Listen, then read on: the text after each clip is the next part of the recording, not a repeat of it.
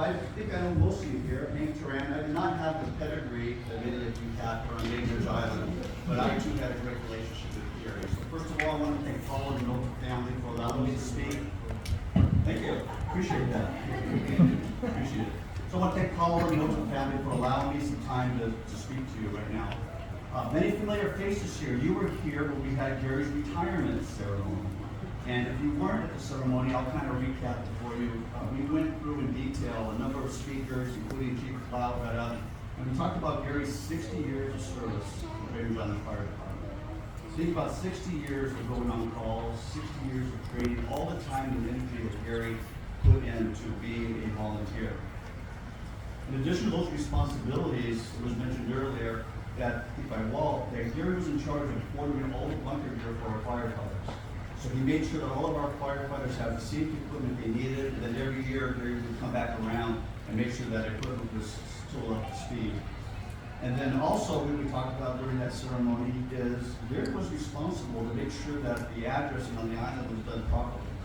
And why that's really important is because any call that comes in to fire, EMS, or any call that goes into law enforcement, we have to make sure that we can get there. And that kudos to Gary for all the hard work that he put in for all those years. The reason I mentioned that is during the ceremony, I kind of stood back and watched, and I was really impressed by all the different people that were there to celebrate Gary in the 60 years he had put in. His influence has really been generational. There were those that were there that were family members that really just knew Gary as Gary, and they were there to pay their respects to Gary. Then there were his colleagues from the fire service that were there. Those that were brave enough and knew Gary well enough, we call them Nolts. And then a few other names that they had that they would allow us to call them as well. But those were a group of people that were there as well to congratulate Gary in his retirement. And then finally there was the younger group that I was really impressed with. And those were new members who were there.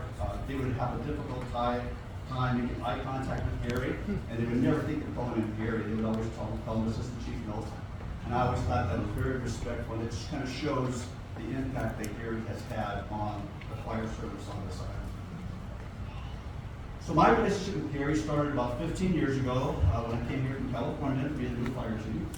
And I was meeting all of the members of the department, and of course Gary had his turn. So Gary came in, and straight faced as Gary is, and we had a great conversation. And at the end, Gary told me, "I want you to know one thing, Chief." I said, "What's that?" He said, "I'm not a yes man." And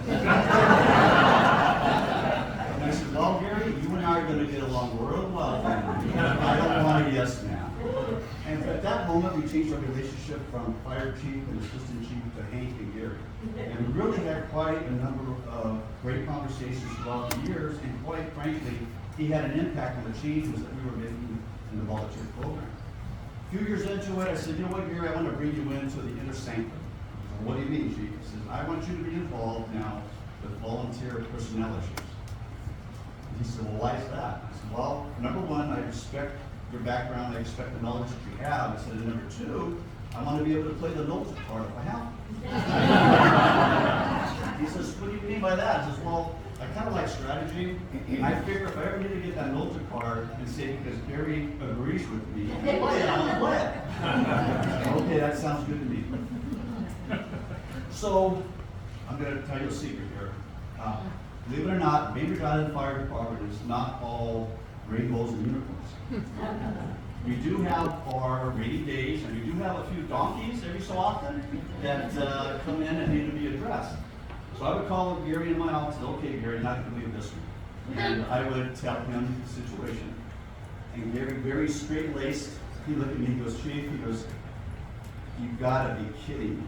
I said, "No, Gary, that's exactly what happened." I said, "Now let's, you and I go ahead and come up with a way that we can go ahead and correct this."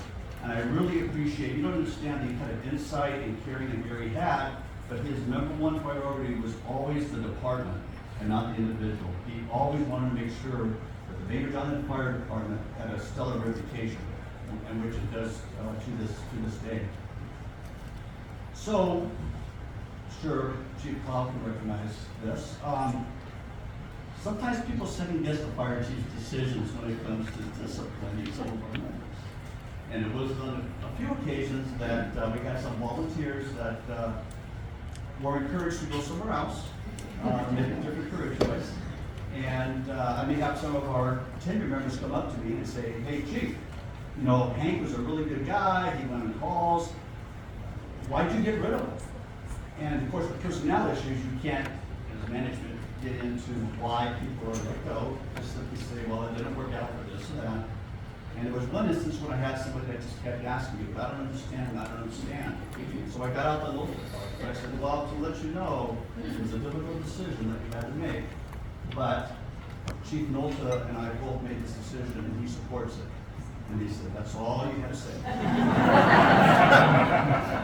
So what that means right there is the kind of credibility that Gary carried throughout the department for all those years. And truly, I think all of us want to continue to contribute to the point where we're running through the tape at the end of our careers and not walking. And Gary ran through the tape at the end of his career. And I appreciate that. So how do we as a department recognize Gary and all of his years of contributing? How can we as a department really recognize 60 years of service? And not just to the department, but also to the community. So we're going to go first. We are working with the city. Anybody here from the city? We're not recording this, right? We are working with the city. We're working with the city that we will be naming a street after Gary.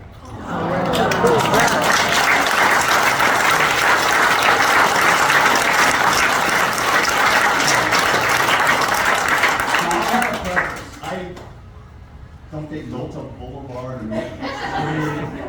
I want Nolta's Way. There you go. It's a one-way street. One-way street. That's him all right. I don't have a whole lot of influence, okay? But there are two hurdles we have to cross. Number one is the street has to be such that it doesn't conflict with any other streets on the island, and SINCOM or Kids at Mountain West has to approve that. They approved that 2 weeks ago. So don't tell her that is not true.